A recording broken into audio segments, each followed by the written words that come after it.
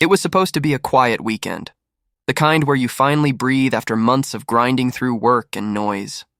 My grandfather's old cabin sat on 30 acres of secluded forest land, surrounded by whispering pines, a narrow dirt road, and the sound of a creek somewhere in the distance.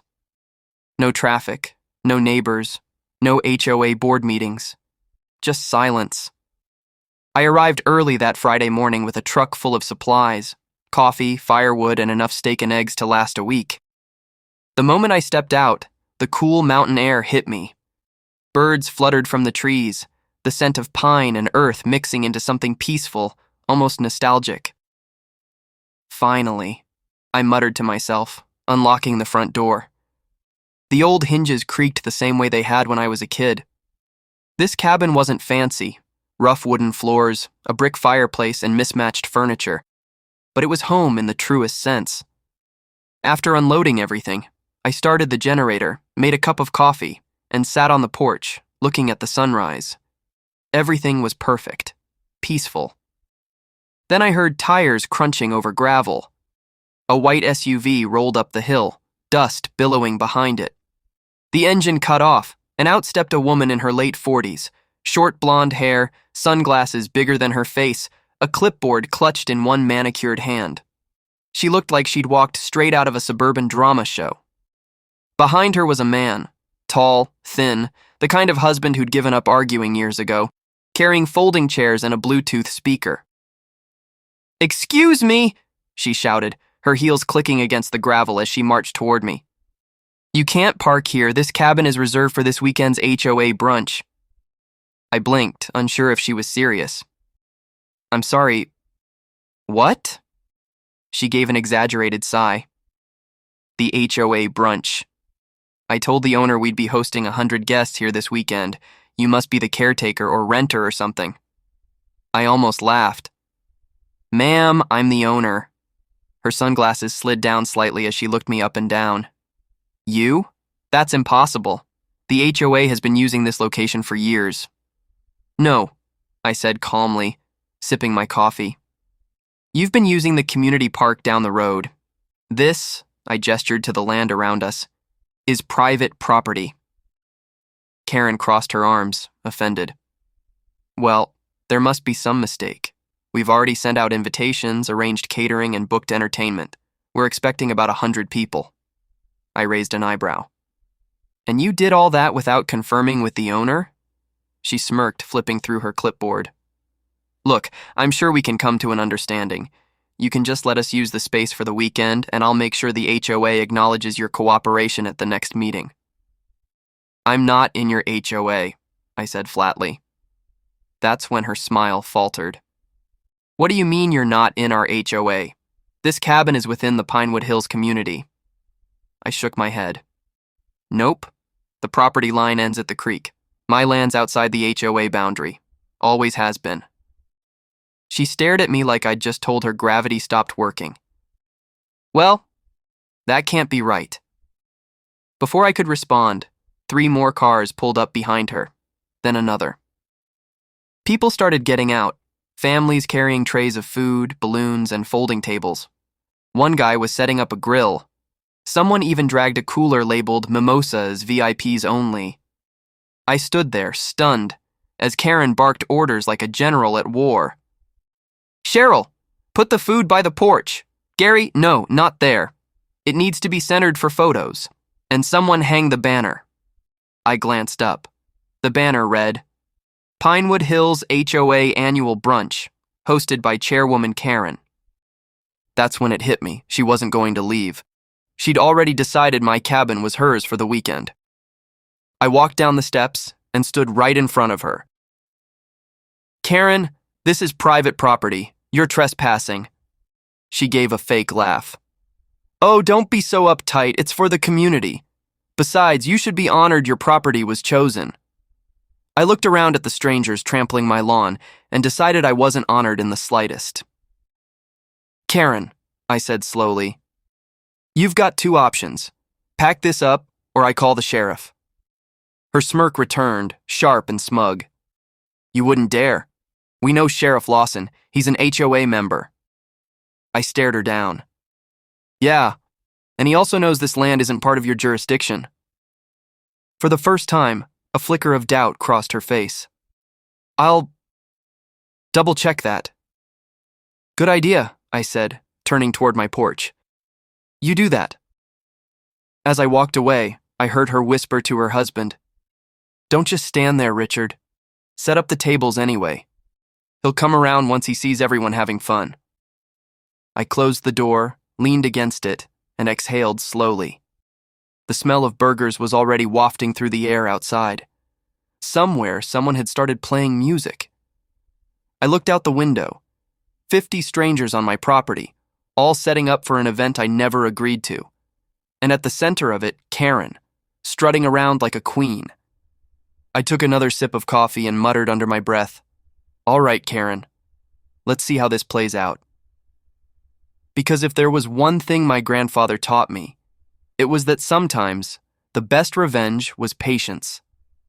And I had all weekend. By noon, my quiet mountain retreat looked like a chaotic suburban block party. The smell of grilled chicken and overcooked burgers hung in the air, blending horribly with the fresh scent of pine. Laughter, chatter, and the occasional shriek of someone's kid echoed through the forest. I stood by the window, mug in hand, staring in disbelief. Karen had turned my front yard into her personal kingdom. Folding tables lined the grass, a tent covered the driveway, and balloons in pastel colors floated above a Welcome HOA Members sign she'd nailed to one of my trees. My tree. I stepped out onto the porch, calm but simmering. A few guests glanced at me, whispering to each other. You could almost hear their thoughts. Who's that guy? Probably the help. Karen spotted me and immediately plastered on her PR smile, the kind of grin that hides a knife behind it. She strutted toward me, clipboard still in hand, her sunglasses now perched on top of her hair. Oh, there you are, she chirped. We're just about ready to start. You can move your truck now. The caterer needs access to unload the champagne. I stared at her for a solid 5 seconds before replying. You're still here? Her smile stiffened. Excuse me? You heard me, I said, stepping off the porch. You're trespassing, Karen. You and your little HOA army are all trespassing. Her husband Richard appeared behind her, holding a plate of burgers like he wanted to disappear. Honey, he mumbled, maybe we should... Not now, Richard, she snapped. Then, turning back to me, she said in that condescending tone she'd perfected, You don't understand how these things work. This property is adjacent to the HOA managed area. That means it falls under our jurisdiction for events. I raised an eyebrow. Jurisdiction? This isn't a courtroom. It's my yard. Karen sighed dramatically. Listen, I know you're probably feeling territorial. I cut her off. Karen, if you don't pack this up in 5 minutes, I'm calling the sheriff. She smirked, flipping her hair. Go ahead. Sheriff Lawson's son goes to school with my nephew. He won't waste his time. I stared at her for a moment, then turned and walked away. She shouted after me, You'll regret being difficult. Maybe, but not today. I went inside, grabbed my phone, and dialed a familiar number. Lawson here, came the deep voice on the other end. Sheriff, it's Jake Miller. I think you might want to come out to the cabin. He chuckled. Don't tell me you've got another bear in the garbage cans. Worse, I said. I've got an HOA. There was silence for a moment, then a sigh. Oh, Lord. Not Karen again. Again? Yep, you're the 3rd call this month. All right, sit tight. I'll head over. While I waited, I decided to let the scene play out. If Karen wanted to host a party on my land, fine. I'd let her dig her own hole. I pulled out my phone and started filming from the porch, narrating quietly. There she goes. The self-appointed queen of Pinewood Hills. Notice the illegal banner stapled to my maple tree. The trespassers setting up lawn chairs. And... is that a bounce house? Yep. It's a full-scale invasion. At that exact moment, one of her guests accidentally knocked over a grill, sending a puff of smoke across the yard. Karen screamed, running over in her high heels. Watch the fire, not near the decorations! I couldn't help but laugh. A few minutes later, the sound of gravel crunching made everyone turn. A black and gold sheriff's SUV rolled up the driveway. Sheriff Lawson stepped out, hands on his belt, expression unreadable. Karen's confident demeanor faltered for just a second. Then she recovered, marching up to him. "Oh, Sheriff, you're here early. I was just going to call you myself." "Is that right?" he said, glancing around at the chaos. "Looks like quite a party." "It is. We've been hosting the HOA brunch here for years, but this gentleman," she gestured dramatically at me, "is being unreasonable and claiming ownership." Lawson turned his gaze toward me, one eyebrow raised. "Jake, you want to clear this up?" I pulled a folder from my truck, the property deed. "This land has been in my family since 1963. Not a single square foot belongs to the HOA. Karen frowned. "That can't be true. It's all Pinewood Hills territory." Lawson smirked slightly. "Actually, Karen, the HOA map ends at the creek. Everything beyond that line, including this cabin, is private. Been that way for decades." The crowd went silent. Even the kids stopped running.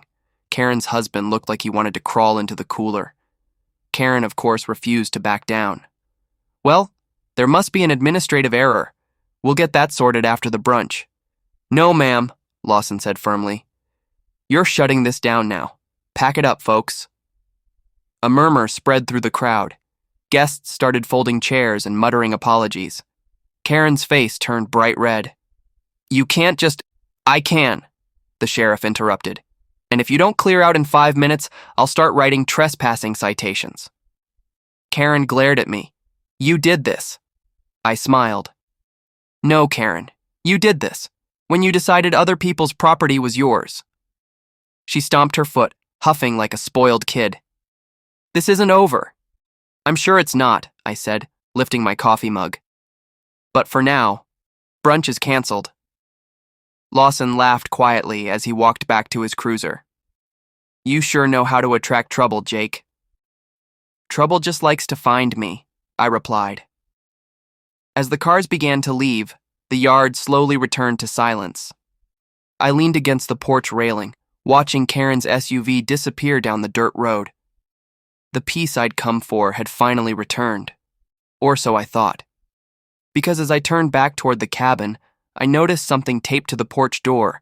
A bright pink slip with bold letters. "Notice of complaint.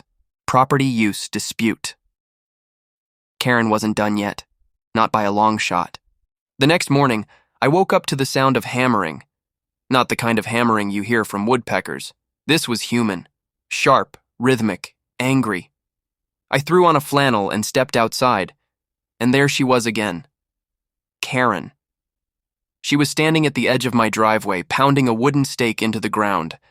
Her designer handbag swung from her arm, and a laminated paper was fluttering in the cold breeze. Another HOA notice. "Morning," I called out. "Can't stay away, can you?" She straightened up, brushing imaginary dirt off her pink blazer. "I'm simply doing my duty. Since there's a property use dispute, the HOA is temporarily reclaiming this area until proper review." I stared at her. "You're out of your mind." She smirked. "That's what people say before they realize I'm right." The laminated notice read, "Effective immediately. This land is under HOA review. Owner activities are suspended until further notice." I let out a low whistle. "You actually printed this nonsense?" Karen crossed her arms. "Rules are rules." "Yeah," I said. "And laws are laws, which you're breaking again." She opened her mouth to retort, but before she could, I held up my phone and snapped a photo. "What are you doing?" she snapped. "Collecting evidence," I said calmly. "For the county. You know, those people who actually make real decisions, not pretend committees with bake sales." Her face turned crimson. "You think you're clever, don't you?" I smiled. "No, just lawful." Karen huffed, tossed her hair, and stormed off toward her car. "Enjoy it while you can. You'll hear from our attorney." I called after her. "Can't wait, Karen." 3 days later, I did hear from someone. but not her attorney. It was a man named Greg Sanders, one of the quieter HOA board members.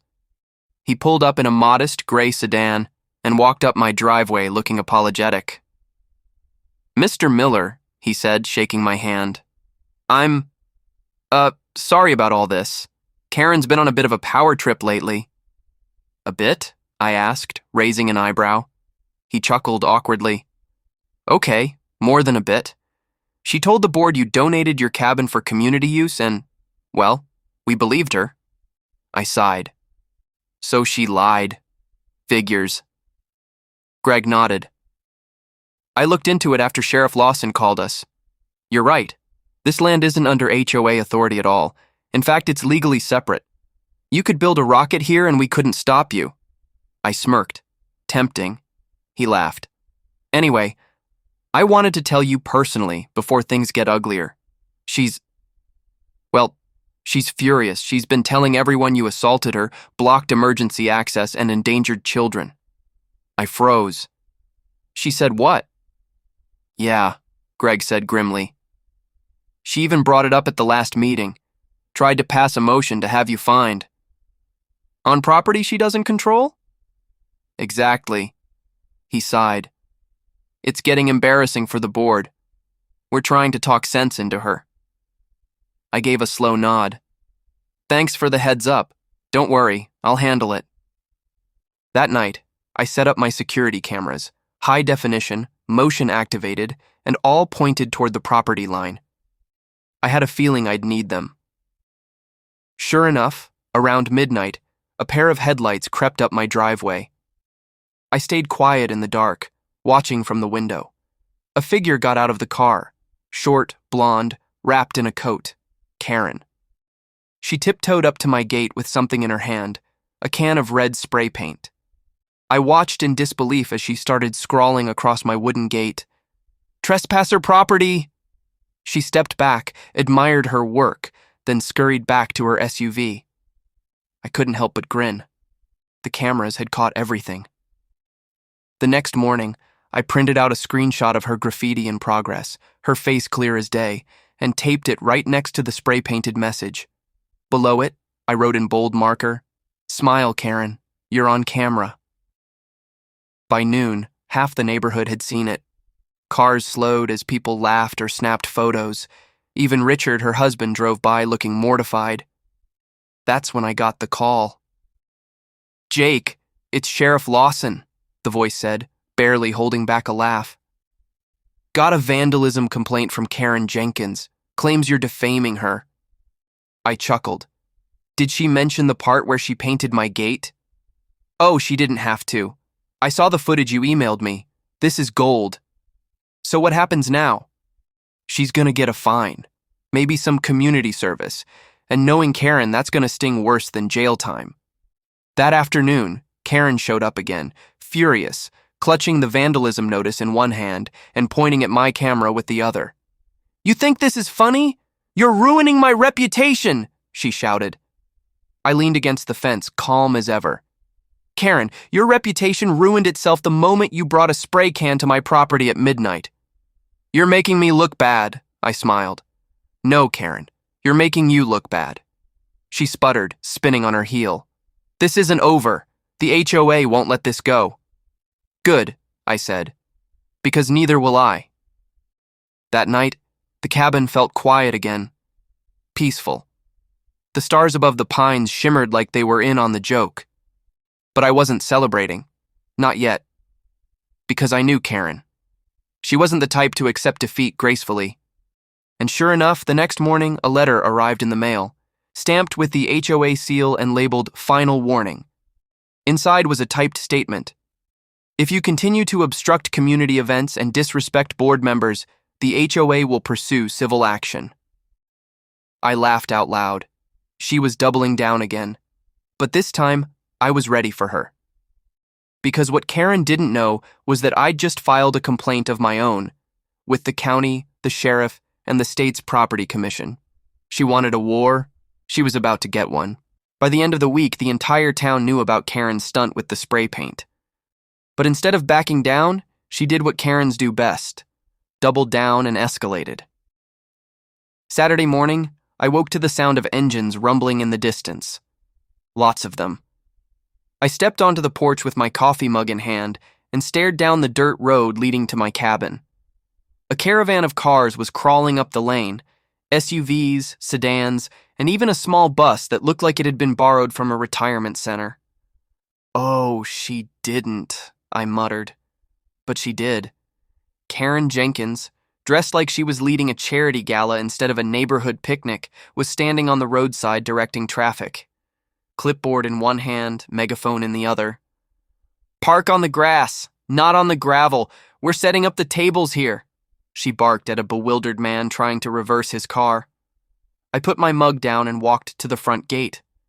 The one she vandalized just days ago, now freshly cleaned but still sporting the sign that read, "Private property, cameras in use."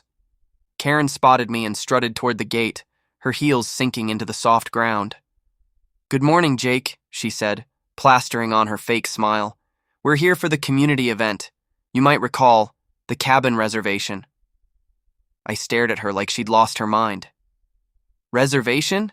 Karen, I told you this isn't community land. It's mine." She waved her hand dismissively. Details. The board voted. Majority rules." "Majority doesn't apply on property you don't own," I said flatly. "Oh, come now," she said with exaggerated patience. "We'll only be here for the day. It's for charity. You wouldn't deny 100 people a good cause, would you?" I looked over her shoulder. There were folding tables, coolers, and a catering truck setting up like this was a full-scale festival. "You brought caterers?" I asked. "Of course," she said proudly. "We have the annual HOA luncheon, silent auction, photo booth, even a live band." I took a deep breath, trying not to laugh. "You planned all this without asking me once?" Karen's tone hardened. "You're the only holdout in this community, Jake. It's time you start cooperating." That's when I smiled. "You know what? You're absolutely right." Her eyes lit up. "So, you'll let us through?" I stepped forward, unlatched the gate, and then stopped halfway. "Oh, one little thing before you roll in," I said casually. "Since this is private land, there's a usage fee. Insurance, maintenance, cleanup. You understand."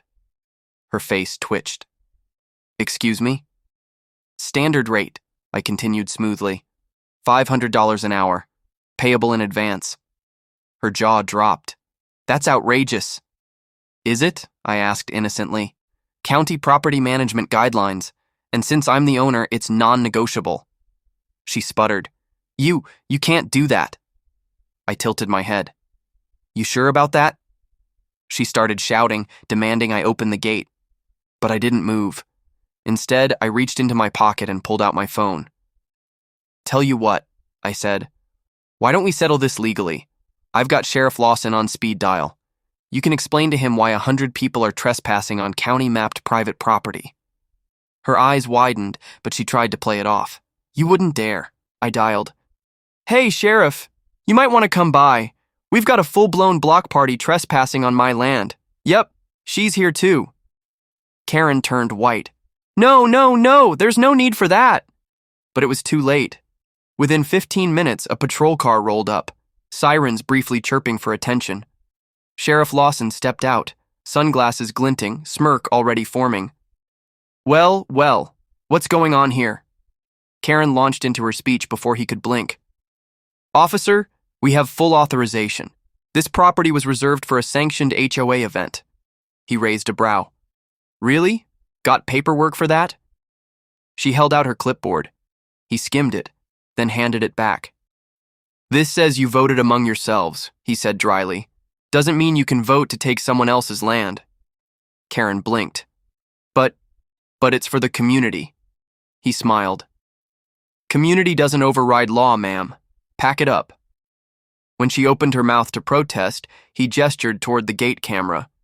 "Or I can add trespassing and vandalism to your existing file." The entire crowd went silent. A few neighbors started whispering. Someone coughed to hide a laugh. Karen's cheeks burned bright red. "You're all making a mistake." Sheriff Lawson crossed his arms. "Ma'am, I'd say the mistake was thinking you could outsmart the law. Slowly, one by one, her volunteers began folding tables, loading boxes, and retreating to their cars. The catering truck turned around first. Within minutes, the event looked like a failed circus pack-up. Karen stood in the dirt, alone, holding her clipboard like a broken sword. I leaned against the fence, sipping my coffee again. Guess the party's over. She glared at me, trembling with rage. You humiliated me. I shrugged. You did that yourself. You'll regret this, she hissed. I doubt it, I said with a grin. But you might want to apologize to the sheriff before you add obstruction of justice to your resume. 2 days later, the HOA board held an emergency meeting, and Karen wasn't invited. Word got out fast. She'd been removed as president, pending investigation for misconduct and property damage.